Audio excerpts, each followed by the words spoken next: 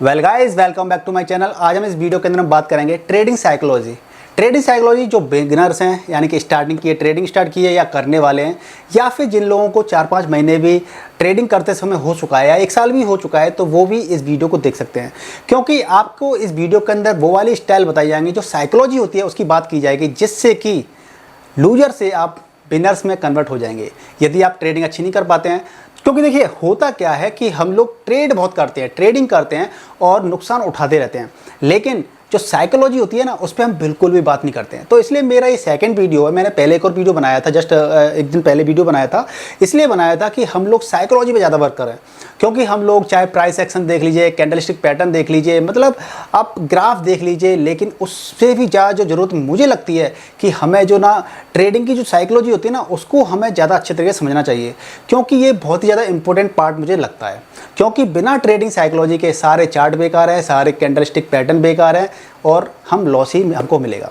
तो दोस्तों, एक एक पॉइंट की हम चर्चा करेंगे, बात करेंगे, जिससे कि हमारी जो साइकोलॉजी है वो बिनिंग एटीट्यूड हमारा हो जाए, यानी कि हम साइकोलॉजी को अच्छे तरीके से समझ जाए, जिससे कि हमें हमेशा प्रॉफिट हो। हमेशा नहीं हो, लेकिन हम अगर 60% भी प्रॉफिट कमाते हैं, हमारी 10 में से अगर 6 ट्रेड भी पॉजिटिव चली जाती हैं ट्रेडिंग साइकोलॉजी की वजह से, तो ये वीडियो बहुत ज़्यादा, मतलब हम कहते हैं इस वीडियो का मकसद पूरा हो जाएगा। तो सबसे पहला जो पॉइंट है ट्रेडिंग साइकोलॉजी का, वो ये है कि अवॉइड एनालिसिस पैरालिसिस। यानी कि हम लोग क्या करते हैं कि कोई भी हम ट्रेड लेने से पहले उसकी एनालिसिस नहीं करते हैं। हम लोग क्या करते हैं, अच्छा मार्केट इतना ऊपर चला गया या नीचे चला गया, चलो ट्रेड कर लेते हैं, ऐसे सोचते हैं। ये तरीका सही नहीं होता है। हमें प्रॉपर तरीके से जिस भी स्टॉक के अंदर, चाहे कोई स्टॉक हो, ऑप्शन ट्रेडिंग हो, इंट्राडे हो, आप जो भी करना चाह रहे हो, आप पहले उसका प्राइस एक्शन को थोड़ा समझिए।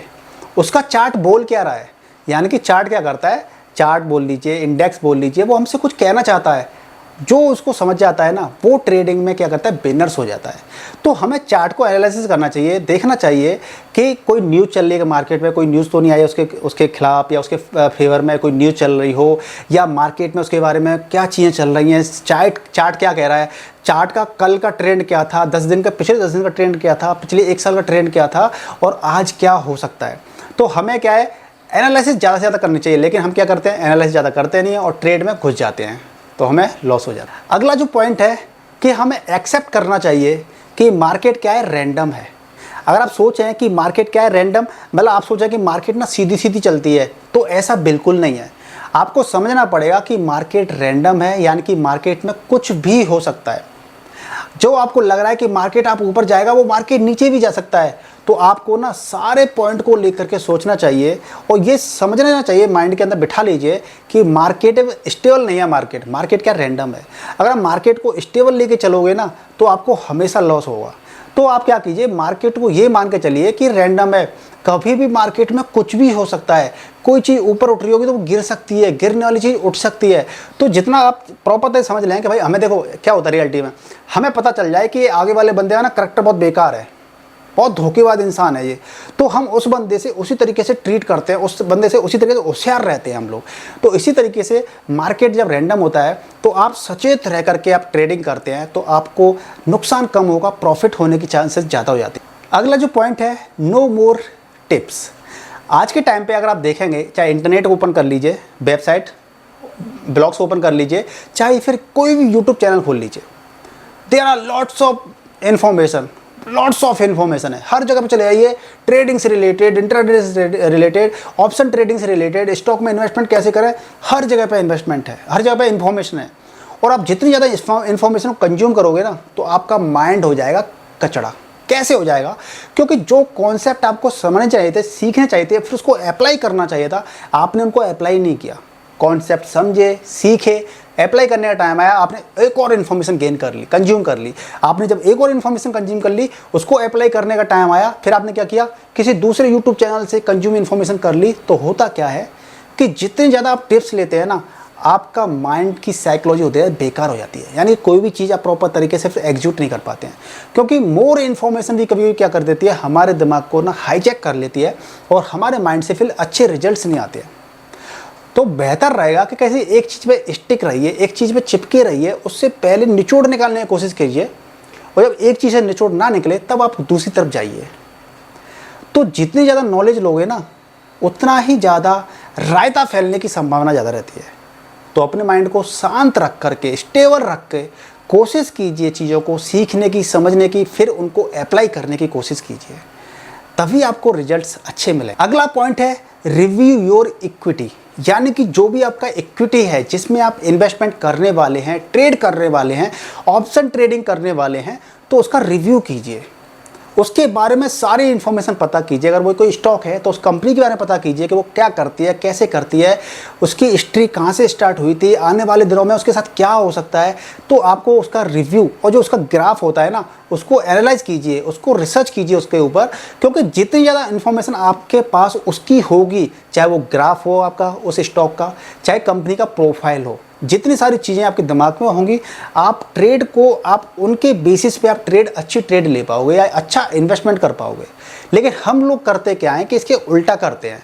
हम चीज़ों को ना तो रिव्यू करते हैं, ना एनालिसिस करते हैं, और ट्रेड लेना स्टार्ट कर देते हैं, जिसकी वजह से क्या होता है, हमें लॉस उठाना पड़ता है। तो ऐसा बिल्कुल नहीं करना है हमें। अगला पॉइंट है दोस्तों, एक्सेप्ट कर लीजिए ट्रेडिंग के अंदर रिस्क है। यानी कि अगर आप एक्सेप्ट जितनी जल्दी कर लेंगे कि जब हम ट्रेडिंग करते हैं तो इसके अंदर रिस्क है, आपका पैसा जाएगा, जितनी जल्दी एक्सेप्ट कर लेंगे उतना बढ़िया रहेगा। क्यों? आप कितने भी तुर्रम खाओ, आप कितने भी आप ट्रेडर हो, आपको रिस्क, मतलब आपको नुकसान तो होगा स्टार्टिंग में। समझ लीजिए, माइंड को बता लीजिए, माइंड को सिखा दीजिए कि स्टार्टिंग में रिस्क होने के चांसेस तो होंगे। क्योंकि अगर आप रिस्क उठाने की शक्ति झेल जाओगे ना, मतलब आपकी बॉडी अगर रिस्क लेने की शक्ति को झेल सकती है, तो आप प्रॉफिट को भी झेल सकते हैं। मान लीजिए आपको रिस्क झेलने की क्षमता है नहीं है, और किसी दिन आपके पास अनाप शनाप पैसा आ गया, तो आप उसको होल्ड कर पाओगे हाथों में कि नहीं? आपको ये शक्ति है कि नहीं है? मतलब उस चीज़ को होल्ड करने की आपको शक्ति होनी चाहिए। तो इसलिए पहले सोच लीजिए कि मार्केट हम पैसा लगा रहे हैं तो रिस्क हो सकता है, हमारा पैसा डूब सकता है। तो ये अगर ये माइंड के अंदर आप सेट कर लोगे, तभी आप प्रॉफिट कमा पाओगे। तो आपको रिस्क भी स्टार्टिंग में होंगे। अगला पॉइंट है, अपने आप को रिकॉग्नाइज कीजिए। रिकॉग्नाइज कीजिए अपने आप को कि यस, अगर आपसे गलती हुई है तो गलती क्या हुई है। अगर आप अपनी गलतियों से सीखते हैं तो बहुत अच्छी बात है। आपने पहले गलती कर दी, दूसरी गलती कर दी, तीसरी गलती कर दी, आप अपनी गलतियों को रिकॉग्नाइज ही नहीं कर पा रहे हो, चीज़ गलतियां करने के बाद में आप सीख नहीं पा रहे हो, तो फिर बिल्कुल बेकार है आपकी ट्रेडिंग करना। आपको लॉस हमेशा होते रहेंगे।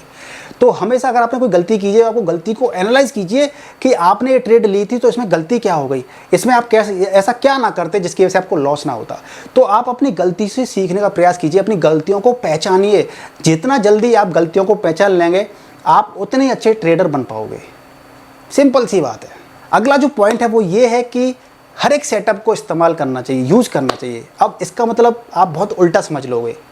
ऐसा बिल्कुल नहीं होना चाहिए कि आज आपने एक इंडिकेटर लगाया ना भैया घाटा हो गया, दूसरा लगाया घाटा हो गया, तीसरा लगाया घाटा हो गया। ऐसे नहीं, हर सेटअप को यूज करना है, लेकिन आपको पहले एक सेटअप पे प्रॉपर तरीके से वर्क करना है। 1-2 महीने उस पर अपना टाइम दीजिए, 1-2 महीने उस पर ट्रेड लीजिए, चाहे पेपर ट्रेड लीजिए। मैं ये नहीं कह रहा कि डायरेक्ट पैसा लगा दीजिए, पैसा को झोंक दीजिए और पैसा घाटा हो गया आपको। कभी भी ट्रेडिंग में पैसा ऐसे नहीं लगाना है, सोच समझ के पैसा लगाना है। लोन ले ट्रेडिंग नहीं करनी है, कभी भी ऐसा नहीं करना है। आप पहले क्या कीजिए कि एक सेटअप पे वर्क तो कीजिए, पहले 1-2 महीने पेपर ट्रेड कीजिए, चीज़ों को समझिए, और वो सेटअप काम कर रहा है तभी उसको कंटिन्यू करिए तीसरे महीने, चौथे महीने के लिए। अगर वो काम नहीं कर रहा सेटअप आपके लिए, उसको उठा दी, साइड में कर दीजिए, फिर दूसरा सेटअप लेके आइए, उसको सेटअप को देखिए कि वो काम कर रहा है कि नहीं कर रहा है आपके लिए। बहुत से लोग क्या करते थे, एक सेटअप 2 दिन यूज़ कर लिया, फिर दूसरा सेटअप 3 दिन यूज़ कर लिया, फिर चौथा सेटअप आपने 2 दिन यूज़ कर लिया। ऐसे करते रहो तो पैसे बर्बाद करते रहोगे। तो देखिए कि एक सेटअप दूसरे बंदे के लिए वर्क कर रहा है तो आपके लिए भी वो सेटअप वर्क कर रहा नहीं कर रहा है, आपको ये चीज़ सीखनी पड़ेगी, राइट।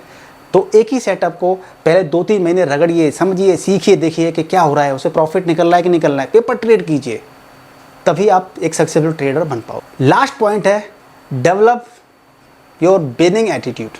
विनिंग एटीट्यूड दोस्तों, एटीट्यूड बहुत बड़ी चीज़ होती है। अगर आप डेली सोचेंगे नहीं यार आज ट्रेड बेकार हो गई, हार, लॉस हो गया, लॉस हो जाएगा, मैं ट्रेड अच्छी नहीं ले पाता हूँ, लॉस हो जाएगा, तो लॉस ही होगा आपका। विनिंग एटीट्यूड बनाइए अपना, विनिंग एटीट्यूड। अगर आप हार गए हैं आज आपको लॉस हो गया, तो ये सोचिए कि ठीक है आज ऐसे लॉस हुआ है मेरे को और इस वजह से लॉस हुआ है, लेकिन कल ये गलती नहीं करूँगा और लॉस नहीं होगा, प्रॉफिट करके देखूँगा। तो अपने एटीट्यूड को बदलिए। अगर आपका एटीट्यूड बदलेगा ना, तो क्या होता है, एटीट्यूड बदलने से आपकी ट्रेडिंग की स्टाइल बदल जाएगी। क्योंकि अगर साइकोलॉजी की बात करते हैं तो एटीट्यूड बहुत बड़ी चीज़ होती है। आप पॉजिटिव सोचेंगे, पॉजिटिव चीज़ों को लेंगे तो आपके माइंड में पॉजिटिव चीज़ें जाएंगी, अच्छी अच्छी बातें जाएंगी, ट्रेडिंग की अच्छी अच्छी साइकोलॉजी आपको समझ में आएगी और आपको प्रॉफिट होगा। तो अपना एटीट्यूड बिनर्स वाला एटीट्यूड बनाइए, तो आपको ट्रेडिंग में बहुत ज़्यादा फ़ायदा होगा, बहुत बड़ा फ़ायदा होगा। तो दोस्तों, मैंने आपको इस वीडियो के अंदर आपको ट्रेडिंग की साइकोलॉजी के कुछ पॉइंट्स बताया, तो आपको ज़रूर अच्छे लगे होंगे। अगर मेरे से कुछ पॉइंट्स छूट गए हैं जो कि आप अप्लाई करते हो अपने ऊपर, तो कमेंट करके जरूर बताइएगा, जिससे कि हमारे बाकी जगह जो व्यूअर्स हैं, जो वीडियो देखते हैं, तो वो लोग भी कमेंट पढ़ते हैं, तो उनको भी नॉलेज मिलेगी इस चीज़ से। तो दोस्तों, आपको वीडियो कैसा लगा इसका भी मुझे कमेंट करके बताइएगा। वीडियो को लाइक कीजिए, शेयर कीजिए, और चैनल पर नए हो चैनल को सब्सक्राइब करके जरूर जाना, राइट। तो मिलते हैं नेक्स्ट वीडियो, तब तक के लिए good bye and take care. जय हिंद, जय भारत।